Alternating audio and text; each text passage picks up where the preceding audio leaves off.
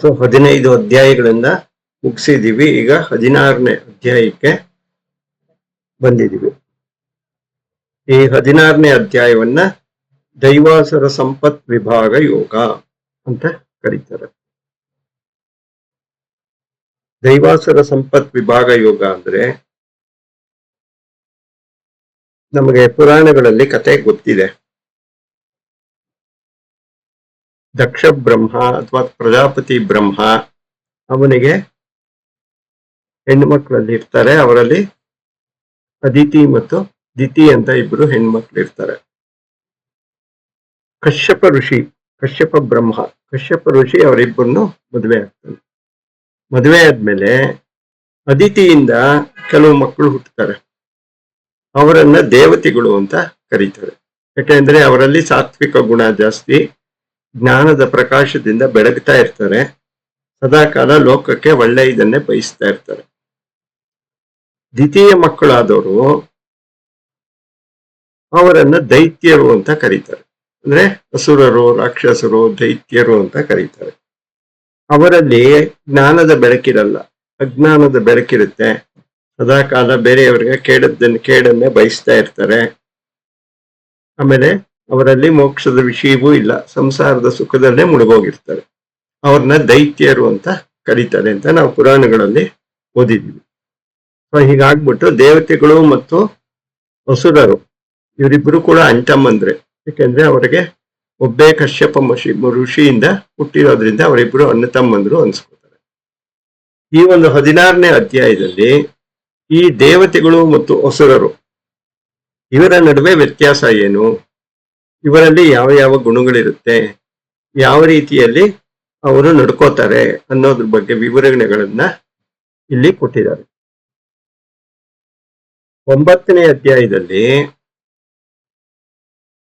ಜೀವರಿಗೆ 3 ರೀತಿಯ ಪ್ರಕೃತಿಗಳನ್ನ ಹೇಳಿತ್ತು. 9ನೇ ಅಧ್ಯಾಯದಲ್ಲಿ ಈ ಜೀವಾತ್ಮನಿಗೆ 3 ರೀತಿಯ ಪ್ರಕೃತಿಗಳನ್ನ ಕುರಿತು ಹೇಳಿತ್ತು.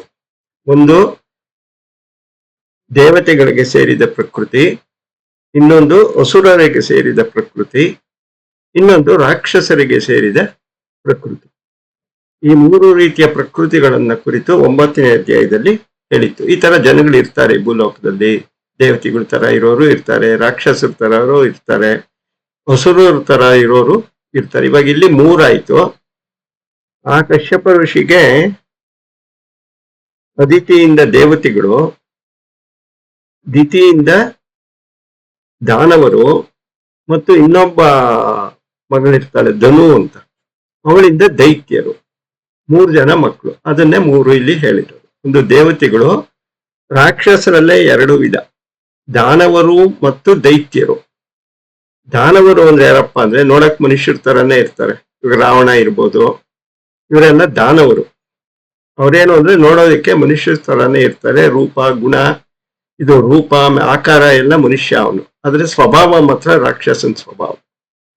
ದೈತ್ಯರು, ಧನುವಿಗೆ ಹುಟ್ಟಿದ ದೈತ್ಯರು ಅಂದ್ರೆ ಅವರು ಗುಣದಲ್ಲೂ ರಾಕ್ಷಸ ಸ್ವಭಾವ ಇರುತ್ತೆ, ಆಕಾರಗಳು ಕೂಡ ವಿಕಾರವಾಗಿರುತ್ತೆ.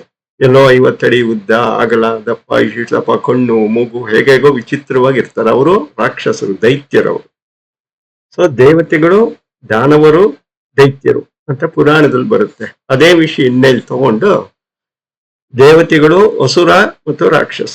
ಅಸುರರಿಗೂ ರಾಕ್ಷಸರಿಗೂ ವ್ಯತ್ಯಾಸ ಏನಂದ್ರೆ ಅಸುರರು ನೋಡೋದಕ್ಕೆ ಮನುಷ್ಯ ಆಕಾರವನ್ನೇ ಪಡ್ಕೊಂಡಿರ್ತಾರೆ, ಗುಣ ಮಾತ್ರ ರಾಕ್ಷಸರದು.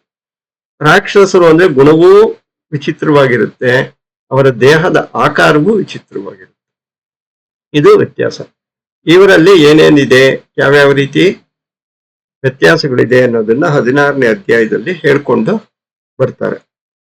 ಈ ದೈವಿ ಸಂಪತ್ತಿನಿಂದ ಕೂಡಿರುವ ದೇವತೆಗಳು ಮೋಕ್ಷಕ್ಕೆ ಮಾರ್ಗವಾದ್ರೆ, ಅಸುರಿ ಸಂಪತ್ತಿನಿಂದ ಕೂಡಿರೋರು ಸಂಸಾರದಲ್ಲಿ ಬಂಧನದಲ್ಲಿ ಬೀಳೋದಕ್ಕೆ ಕಾರಣ ಆಗ್ತದೆ. ಸೊ ಅಸುರಿ ಸಂಪತ್ತು ಸಂಸಾರದಲ್ಲಿ ಕಟ್ಟು ಹಾಕಿದ್ರೆ, ದೈವಿ ಸಂಪತ್ತು ಮೋಕ್ಷದಲ್ಲಿ ನಮ್ಮನ್ನ ಬಂಧಿಸುತ್ತೆ. ಇದು ಮುಖ್ಯವಾಗಿ ವಿಷಯ. ಈಗ ಈ ದೈವ ಸಂಪತ್ತು ಹೇಗಿದೆ ಅಂತ 9ನೇ ಅಧ್ಯಾಯದಲ್ಲಿ ಹೇಳಿದ್ದನ್ನೇ ಈಗ ಮುಂದುವರಿಸಿಕೊಂಡು 16ನೇ ಅಧ್ಯಾಯದಲ್ಲಿ ಹೇಳ್ತಾ ಇದ್ದಾರೆ. ಶ್ರೀ ಭಗವಾನ್ ವಾಚ, ಶ್ರೀಕೃಷ್ಣ ಹೇಳ್ತಾ ಇದ್ದಾನೆ, ಅಭಯಂ ಸತ್ವ ಸಂಶುದ್ಧಿಂ ಜ್ಞಾನಯೋಗ ವ್ಯವಸ್ಥಿತಿ ದಾನಂ ದಮಶ್ಚ ಯಜ್ಞಶ್ಚ ಸ್ವಾಧ್ಯಾಯಸ್ತಪ ಅರ್ಜವಂ ಅಹಿಂಸಾ ಸತ್ಯಂ ಅಕ್ರೋಧಸ್ತ್ಯಾಗಃ ಶಾಂತಿರ್ ಅಪೈಶುನಂ ದಯಾ ಭೂತೇಶ್ಪುಲೋನುಪತ್ವಂ ಮಾರ್ದವಂ ಶ್ರೀರ ಅಚಪಲಂ. ಹೀಗೆಲ್ಲ ಒಂದು ಹೇಳ್ಕೊಂಡು ಬರ್ತಾ ಇದ್ದಾನೆ.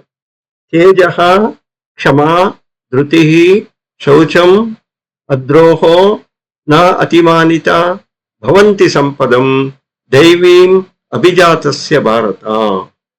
ಎಲೆ ಅರ್ಜುನ, ಯಾರು ದೈವಿ ಸಂಪತ್ತಿನಿಂದ ಕೂಡಿ ಹುಟ್ಟಿರ್ತಾರೆ ಅವರಲ್ಲಿ ನಮಗೆ ಈ ಒಂದು ಗುಣಗಳು ಕಂಡು ಬರುತ್ತೆ ಅಂತ ಇಲ್ಲಿ ಹೇಳ್ತಾ ಇದ್ದಾನೆ. ಯಾವ್ಯಾವ ಗುಣಗಳು ಕಂಡು ಬರುತ್ತೆ?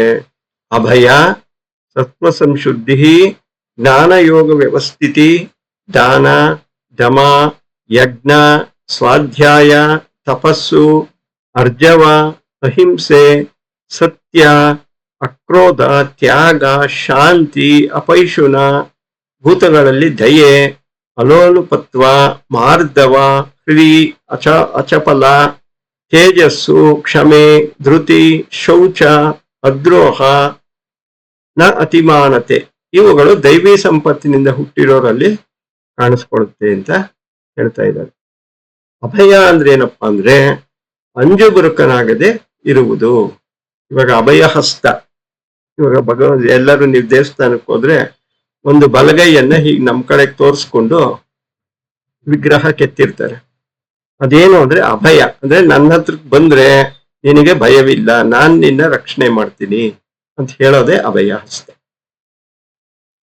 ಅದು ಅಭಯ ಅಂದ್ರೆ ನಾನು ಹೆದರ್ಕೊಳ್ಳದೆ ಎಂತಹ ಪರಿಸ್ಥಿತಿಯಲ್ಲೂ ಕೂಡ ನಿನ್ನನ್ನು ನಾನು ಕಾಪಾಡ್ತೀನಿ ಅಂತ ಬೇರೆಯವರಿಗೆ ಹಸ್ತವನ್ನು ತೋರಿಸೋದೇ ಅಭಯ. ಶ್ರೀರಾಮಚಂದ್ರನು ಕೈ ಎತ್ತಿ ತೋರಿಸ್ಬಿಟ್ರೆ ಕೆಲಸ ಆಯ್ತು ಅಂತ. ಅದು ಯಾರೇ ಬಂದ್ರು ಕೂಡ ನಮ್ಮನ್ನು ರಕ್ಷಣೆ ಮಾಡ್ತಾ ಇರ್ತಾರೆ. ಅದು ಅಭಯ. ಸತ್ವ ಸಂಶುದ್ಧಿ ಅಂದ್ರೆ ಸತ್ವ ಅಂದ್ರೆ ಸತ್ವಗುಣ, ಅಂತಃಕರಣದ ಸತ್ವಗುಣ ನಡೆ ನುಡಿಗಳಲ್ಲಿ ಅದು ಸತ್ವಗುಣದ ಅಭಿವೃದ್ಧಿ ಮಾಡ್ಕೊಳ್ಳೋದೇ ಸಂಶುದ್ಧಿ. ನಡೆ ನುಡಿಗಳಲ್ಲಿ ಬೇರೆಯವರನ್ನ ಮೋಸಗೊಳಿಸುವುದು ಕಪಟ, ಸುಳ್ಳು ಮುಂತಾದವುಗಳನ್ನ ಬಿಡೋದು. ಅಂದ್ರೆ ಶುದ್ಧ ಸತ್ವದಿಂದ ಕೂಡಿದ ಮನೋಭಾವದಿಂದ ವ್ಯವಹರಿಸೋದು ಅಂತ ಅರ್ಥ ಸತ್ವ ಸಂಶುದ್ಧಿ ಎಂದು. ಜ್ಞಾನಯೋಗ ವ್ಯವಸ್ಥಿತಿ, ಜ್ಞಾನವೆಂದರೆ ಶಾಸ್ತ್ರದಿಂದಲೋ ಆಚಾರ್ಯರಿಂದಲೋ ಆತ್ಮನೇ ಮುಂತಾದ ಪದಾರ್ಥಗಳನ್ನ ನಿಶ್ಚಯಿಸಿಕೊಳ್ಬೋದು. ಅದೇ ಜ್ಞಾನ. ಅಂದ್ರೆ ಆತ್ಮ ಮತ್ತು ಅನಾತ್ಮ, ಆತ್ಮ ಯಾವುದು ಅನಾತ್ಮ ಯಾವುದು, ಈ ರೀತಿ ಗುರುಗಳಿಂದ ತಿಳಿದುಕೊಳ್ಳೋದೇ ಜ್ಞಾನಯೋಗ ವ್ಯವಸ್ಥಿತಿ ಅಂತ ಕರೀತಾರೆ.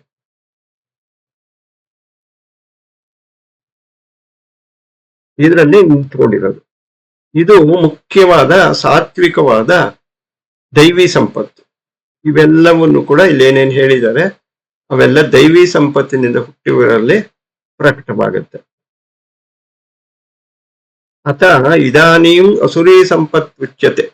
ಆ ನಂತರ ಶ್ರೀಕೃಷ್ಣ ಅಸುರಿ ಸಂಪತ್ತನ್ನು ಕುರಿತು ಹೇಳ್ತಾನೆ. ಇವಾಗ ದೈವಿ ಸಂಪತ್ತನ್ನು ಕುರಿತು ಸ್ವಲ್ಪ ಹೇಳ್ದ, ಹೀಗೀಗಿರ್ತಾರಪ್ಪ ಅವರು ಅಂತ. ಈಗ ಅಸುರಿ ಸಂಪತ್ತನ್ನು ಕುರಿತು ಹೇಳ್ತಾ ಇದ್ದಾನೆ. ಅಸುರರು ಅಂದ್ರೆ ಇವಾಗ ನಾವು ತಿಳ್ಕೊಂಡಿದೀವಿ ದಾನವರು, ದೈತ್ಯರು.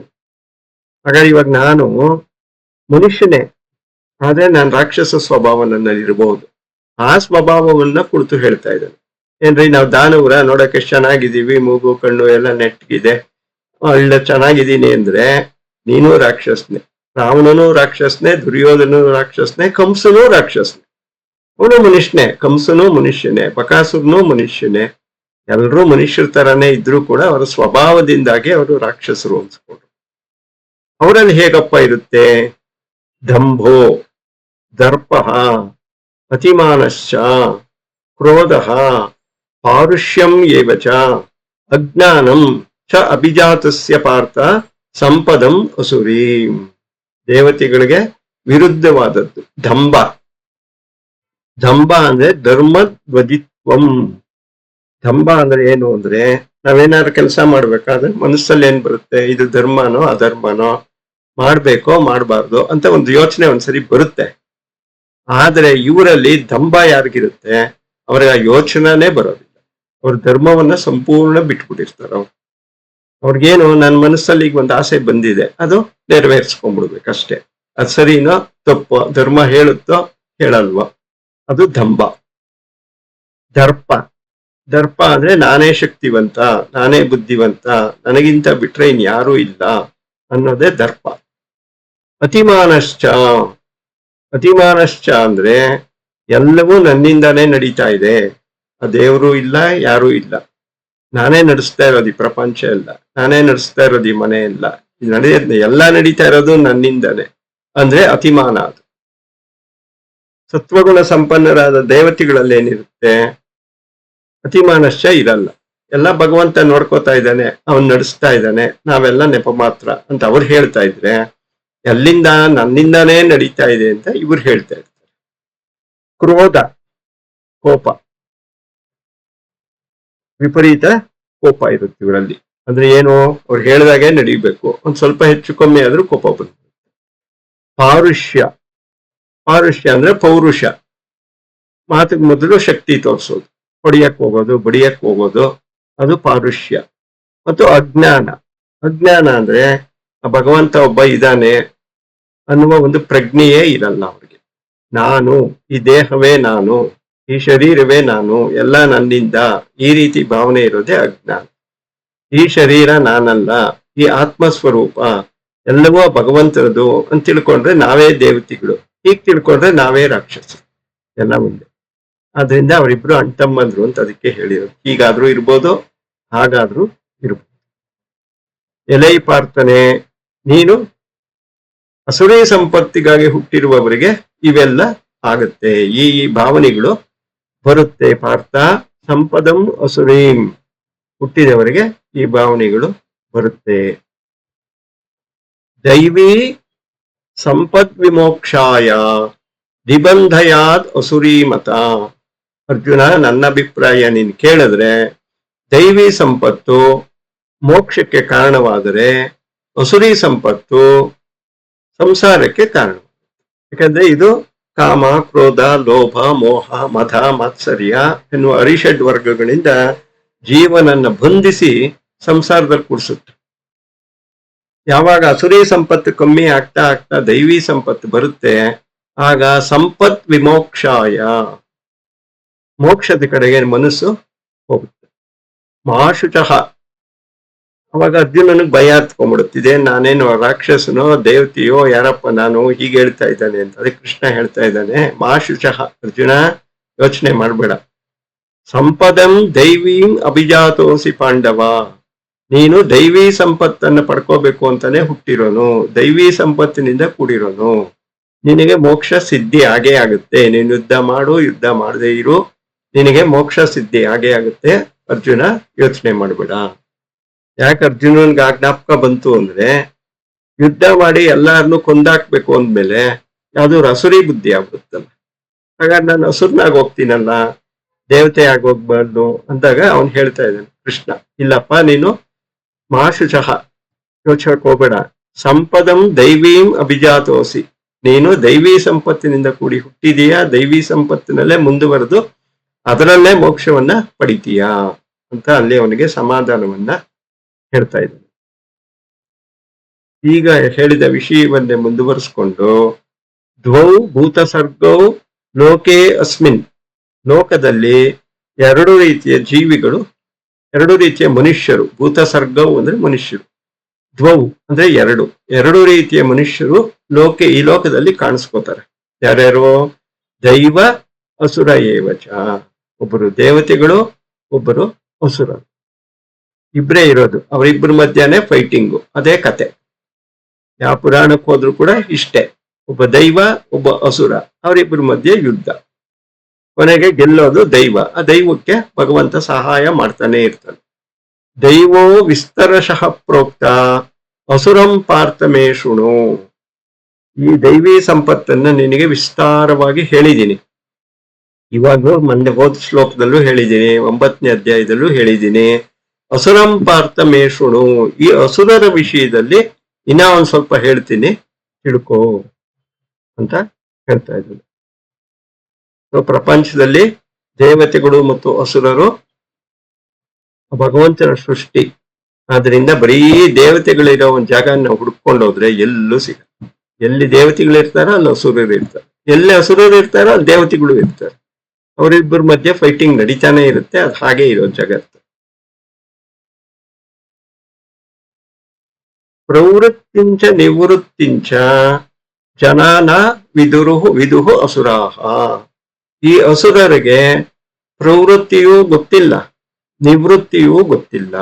ಏನಿದು ಪ್ರವೃತ್ತಿ ಮತ್ತು ನಿವೃತ್ತಿ ಅಂದ್ರೆ, ಓ ಈ ಕೆಲಸ ಧರ್ಮದ ಕೆಲಸ, ಈ ಕೆಲಸವನ್ನ ನಾನು ಮಾಡಬೇಕು ಅಂತ ಮುಂದಕ್ಕೆ ಹೋಗೋದು ಪ್ರವೃತ್ತಿ.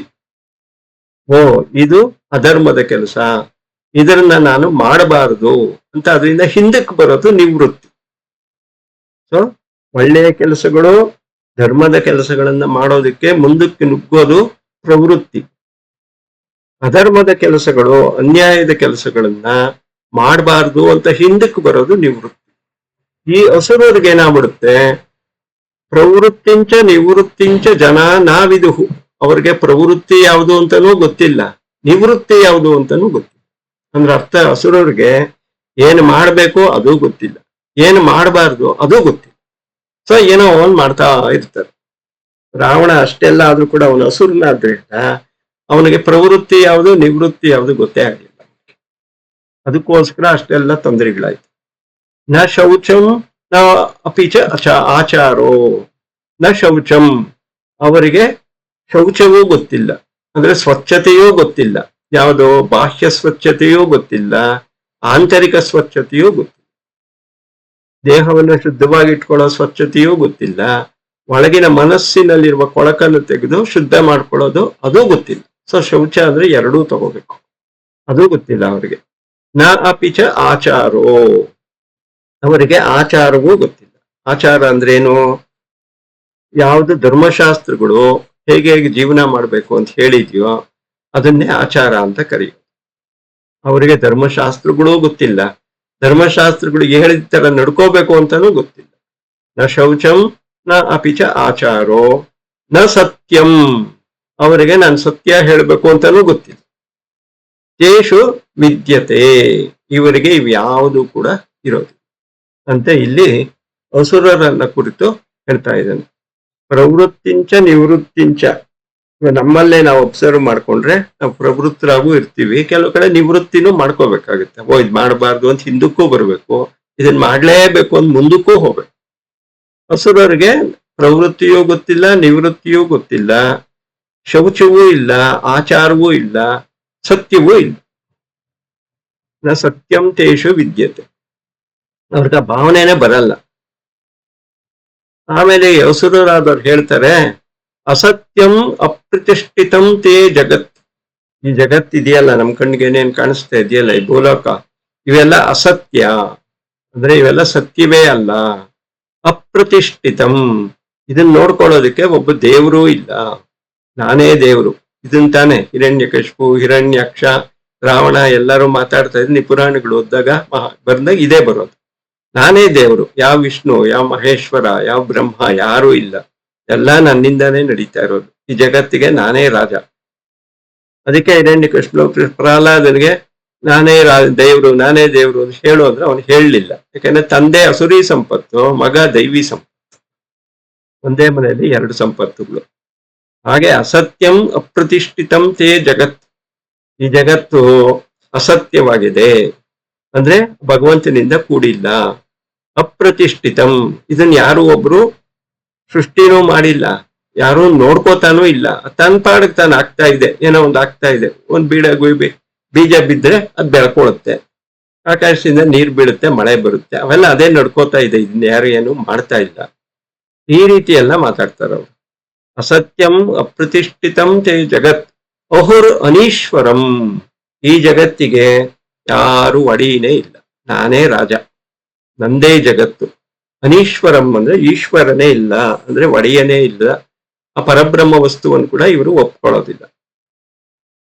ಅಪರಸ್ಪರ ಸಂಭೂತಂ ಕಿಂ ಅನ್ಯತ್ ಕಾಮಹೈತುಕಂ. ಅಪಸ್ಪ ಅಪರಸ್ಪರ ಸಂಭೂತಂ ಕಿಂ ಅನ್ಯತ್ ಕಾಮಹೇತುಕಂ. ಒಂದು ಗಂಡು ಹೆಣ್ಣು ಕಾಮದಿಂದ ಸೇರಿದಾಗ ಸಂತಾನ ಉತ್ಪತ್ತಿ ಆಗುತ್ತೆ. ಈ ಜಗತ್ ಬೆಳ್ಕೊಂಡು ಹೋಗ್ತಾ ಇದೆ ಅಷ್ಟೇ. ಇದರಲ್ಲಿ ಯಾವ ದೇವರ ಕೈವಾಡವೂ ಇಲ್ಲ, ಯಾವ ಪರಬ್ರಹ್ಮ ವಸ್ತುವೂ ಇಲ್ಲ, ಇದರಿಂದ ಯಾವ ದೇವತೆಗಳು ಇಲ್ಲ, ಏನೂ ಇಲ್ಲಪ್ಪ, ನಡ್ಕೊಂಡು ಹೋಗ್ತಾ ಇದೆ. ಈ ರೀತಿ ಮಾತಾಡ್ತಾರೆ ಹಸುರು. ಕೆಲವು ಈಗಿನ ಕಾಲದ ಹುಡುಗರು ಹೀಗೆ ಮಾತಾಡೋದು ಕೆಣಿಸ್ಕೊತೀವಿ. ಅದು ಹಸುರಿ ಸಂಪತ್ತು ಬಂದ್ಬಿಟ್ಟಿರೋದ್ರಿಂದ ಹಾಗೆಲ್ಲ ಆಗ್ತಾ ಇರುತ್ತೆ.